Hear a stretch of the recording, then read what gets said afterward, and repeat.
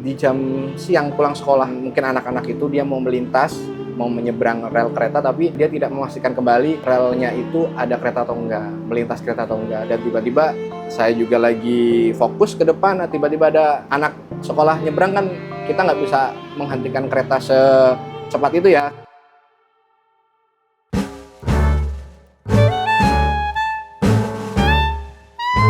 Bajai, bajai, bajai. Aduh, kerja bertahun-tahun jadi supir bajai. Pendapatan nggak ada, penumpang sepi. Bosan banget gue jadi supir bajai, gimana ya? Apa gue naik kereta aja kali ya? Narik kereta kayak seru nih di stasiun Jatinegara nih. Ya udahlah, pada nggak ada penumpang ya kan?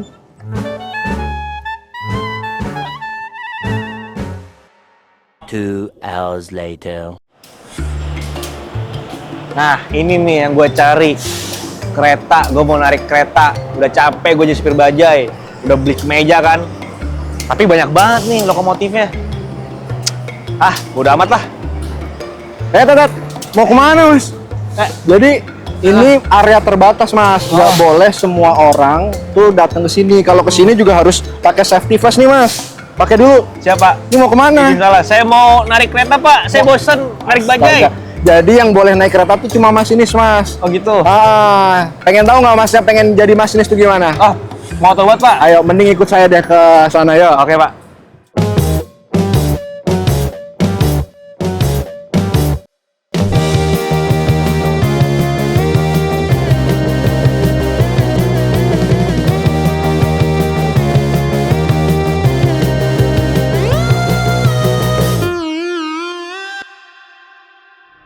Nah, mending kita ngobrol di sini aja Mas Krisna. Boleh mas. Ini adalah salah satu sarana kereta makan kita yang terbaru.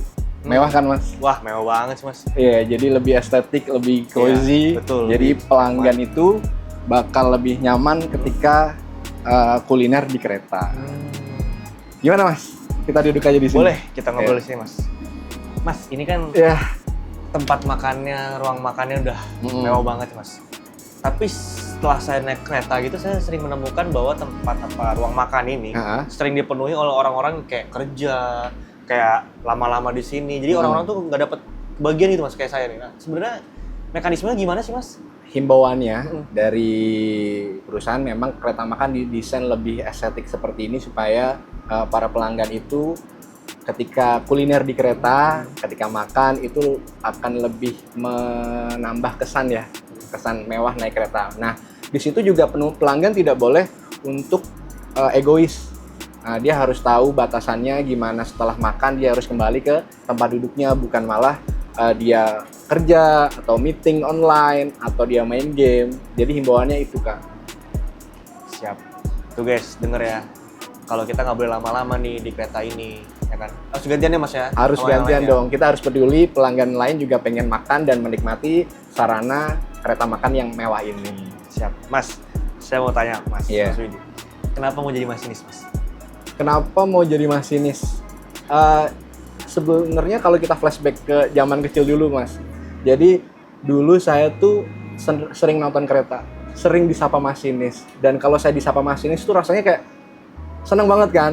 Nah di situ jadi cita-cita saya tuh muncul pengen jadi masinis. Nah setelah jalan sampai sekarang ya saya udah di balik kemudi itu. Jadi kayak wah, cita-cita itu kalau memang bener kita usaha, walaupun walaupun kita banting buat belajar, kerja keras, terus kemudian doa, diusahakan dengan betul ya bisa tercapai.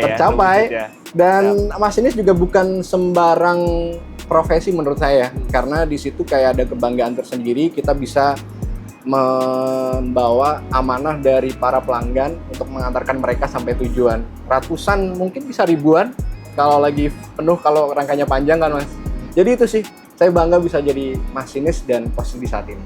Mas, tadi seru banget nih mas ceritanya Mas Widi bahwa kenyataannya sudah terwujud nih sekarang. Nah, tapi saya penasaran nih mas, awal mula jadi masinis itu gimana caranya mas? Jadi dulu ketika saya rekrutmen di tahun 2015, ya seperti pada umumnya ya rekrutmen pekerjaan, Saya dulu ikut seleksi dengan persyaratan dulu SMA, D3, S1 tuh bisa semua. Di hampir semua jurusan, hampir ya, tapi ada beberapa jurusan yang tidak bisa. Nah, terus mengikuti seleksi dari tes kesehatan, terus kemudian psikotes, interview, dan kesehatan akhir yang cukup kompleks karena masinis itu grade kesehatannya itu harus A. Benar-benar harus A ya.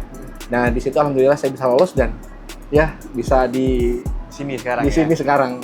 Nah Mas, dari tadi saya ngobrol sama Mas Widi nih, saya salfok banget nih sama outfit ya kan. Gimana?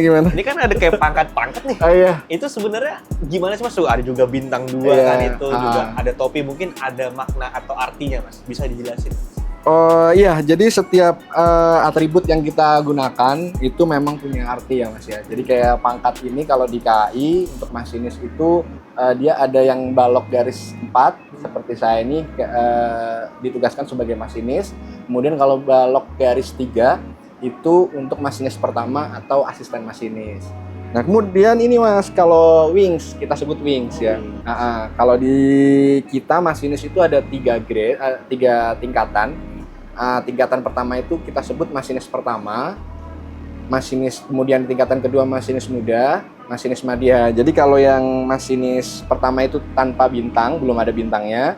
Kalau masinis muda itu bintangnya 1, kalau masinis madya bintangnya 2. Gitu. Jadi setiap grade itu bisa ada penugasan masing-masing Mas. Jadi kayak masinis pertama itu bisa ditugaskan sebagai asisten masinis atau masinis langsir. Sedangkan yang sudah boleh mengoperasikan kereta jarak jauh itu di tingkatan masinis muda ataupun madya. Nah, sedangkan madya ini nanti bisa ditugaskan ada sebagian menjadi penyelia masinis atau penyelia instruktur masinis yang bisa mengarahkan dan melatih masinis. Gitu, Mas. Oh, berarti Mas Widi ini kalau dilihat, berarti kalau di game itu kayak udah tamat ya Mas ya? Gimana Mas? Gimana ya? Ya kita tetap proses belajar itu harus tetap ada, nggak boleh kayak nggak ada tamatnya. Jadi kayak tetap kita harus belajar dan belajar, gitu sih Mas. Baik Mas. Lalu pertanyaan selanjutnya saya penasaran Mas. Masinis tuh sebelum nyetir kereta lah istilahnya gitu ya. Apa aja sih Mas yang dilakuin Mas?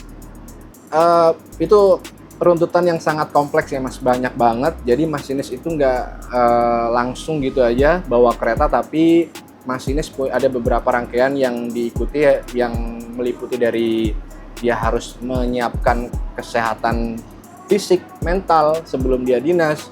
Kemudian dia harus lapor ke penyelia masinis itu tadi untuk memastikan jadwal dinasan, untuk melakukan presensi dinasan, kemudian melakukan cek kesehatan. Nah, rangkaian-rangkaian ini harus benar-benar Mas, apalagi di kesehatan ini sebagai kuncinya ya. Kalau masinis sehat pasti akan diizinkan untuk melaksanakan dinas, tapi kalau masinis kondisi tidak fit itu pasti akan ke pending, jadi dia tidak bisa melakukan dinasan. Kemudian dia langsung mengikuti asesmen pradinas, melengkapi dokumen-dokumen perjalanan dinasnya, baru deh dia menuju ke dipo lokomotif atau stasiun pergantian awak KA.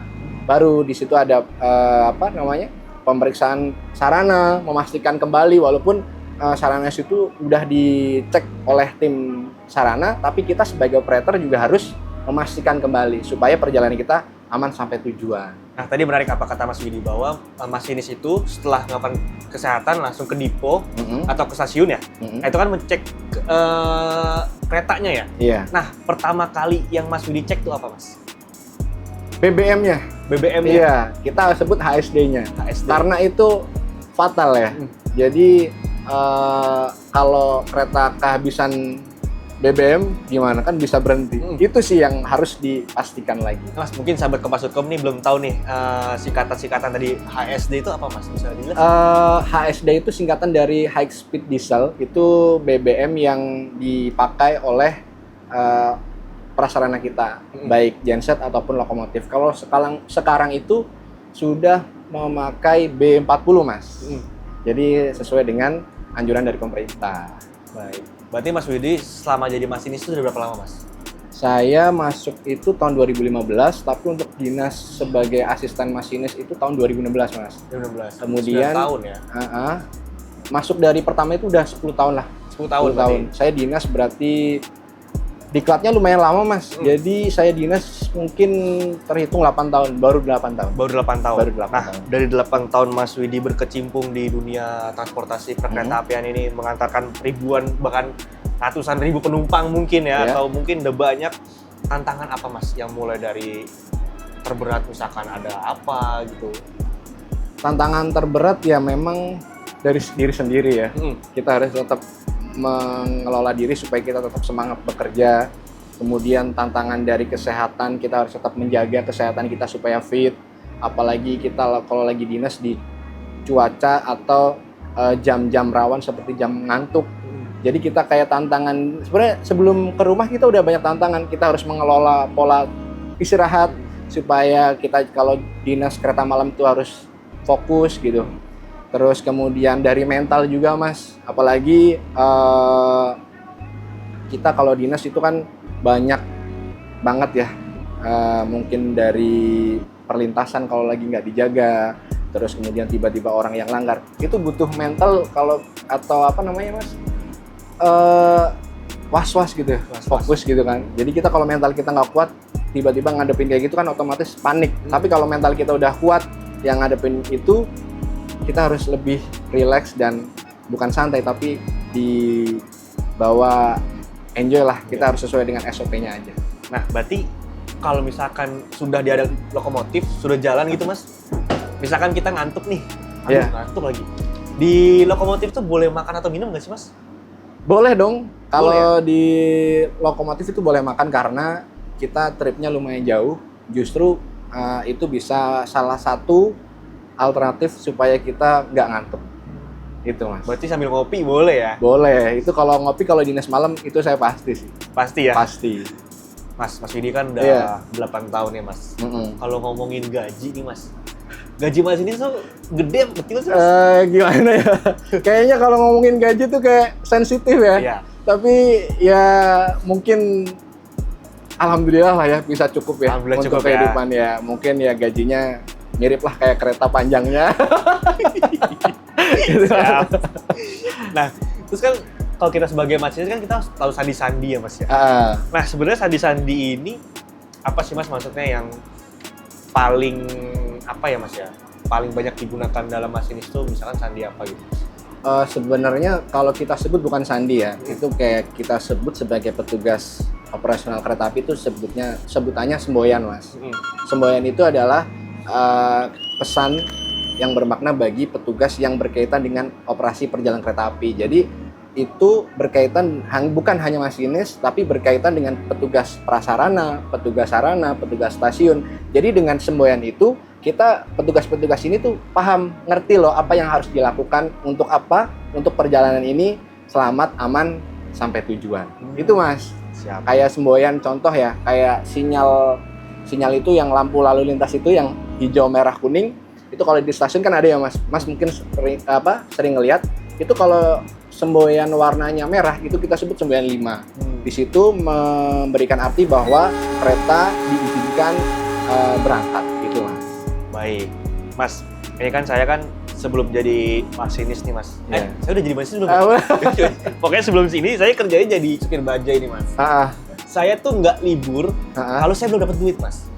Nah, jadi kalau masinis itu liburnya gimana Mas? Jadi kalau supir bajai itu kejar target gitu ya. Kalau masinis enggak. Justru yang ditargetin itu adalah keselamatan.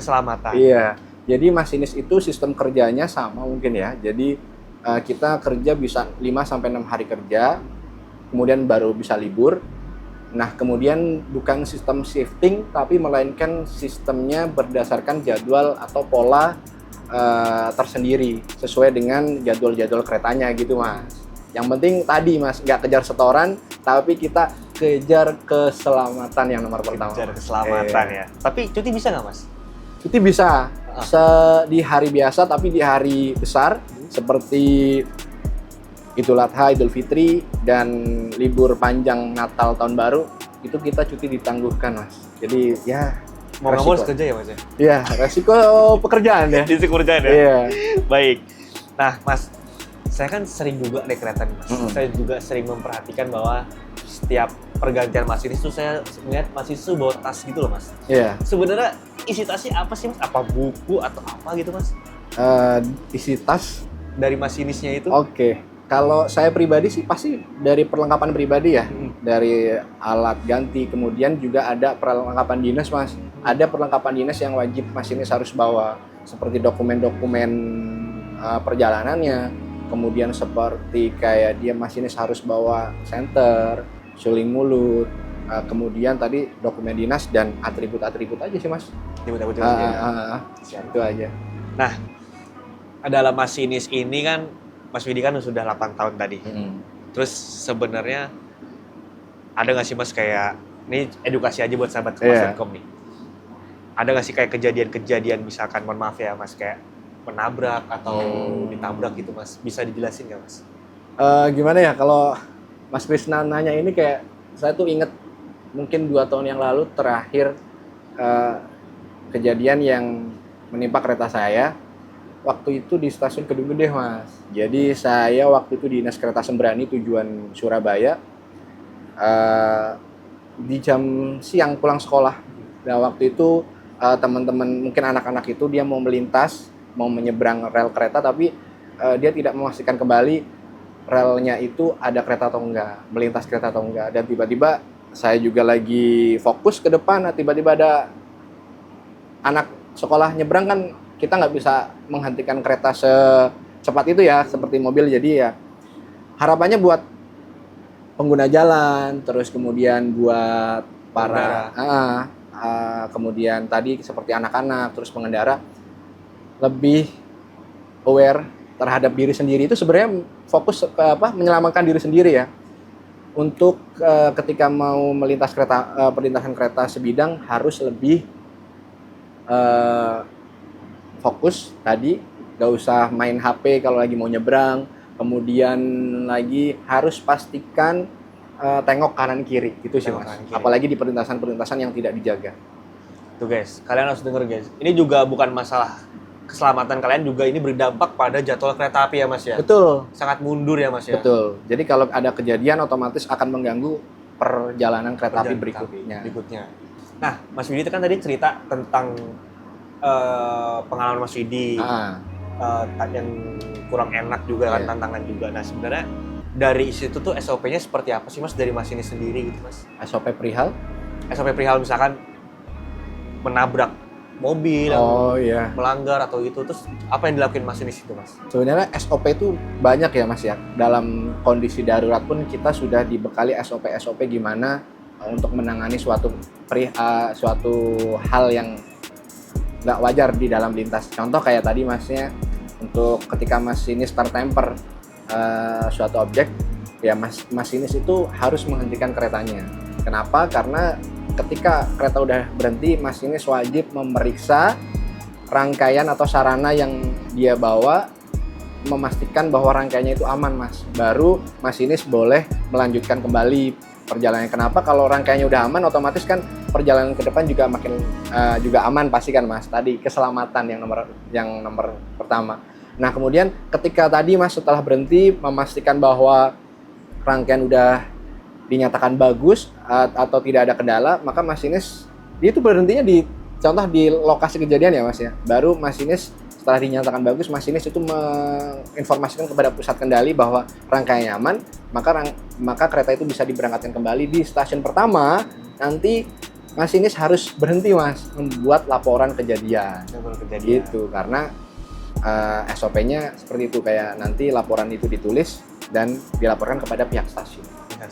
Nah mas, ini sebenarnya pertanyaan pamungkas saya dan saya juga penasaran sih sebenarnya. Gimana? Saya kan beberapa kali naik kereta nih mas, kita penumpang duduk di belakang. Nah sebenarnya masinis tuh di depan apa sih mas hal yang masinis tahu gitu, cuman masinis yang tahu. Misalkan kayak Mas Widi lagi gabut nih kayak perjalanan panjang tuh, aduh ngapain ya? Apa mas halnya mas? Kayaknya banyak deh. Kalau hal yang masinis yang cuma masinis yang tahu ketika di depan ya. Satu pasti view depan itu masinis yang tahu, penumpang enggak. Terus kemudian gimana menikmati pemandangan ketika lagi lewat lintas yang bagus, masinis doang yang tahu. Kalau penumpang hanya sekilas lewat samping ya.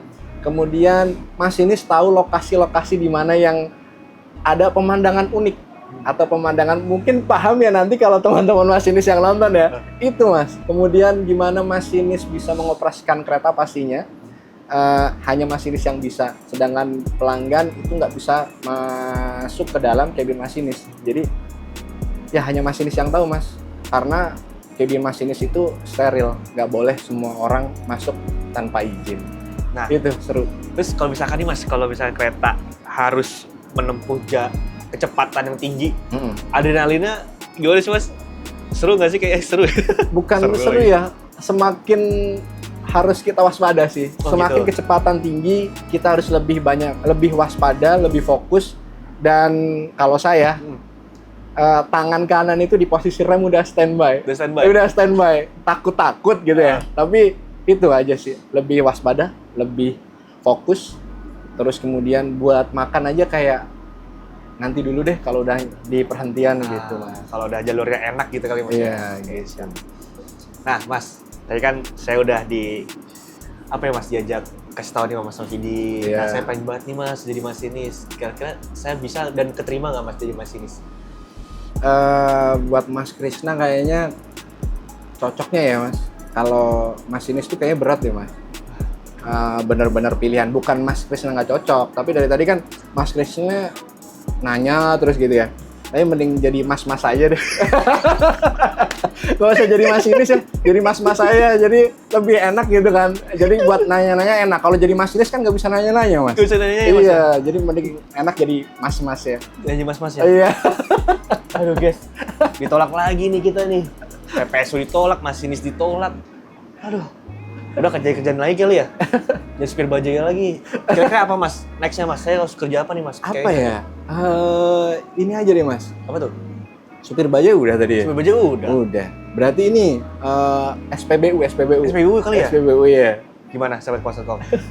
Komen di bawah, setuju nggak saya jadi petugas SPBU? Kata Mas Widu nih, saya nggak cocok jadi masinis katanya. Ngobrol mulu jadi mas-mas. Jadi kayak gimana tuh mas-mas? Ya udahlah, guys, karena udah kepanjangan nih kayak durasinya. Kita tunggu, kalian bisa tunggu apa nih saya jadi selanjutnya pekerjaannya. Bisa di komen di bawah juga. Dan tetap tunggu saya pekerjaan apa selanjutnya. Dah.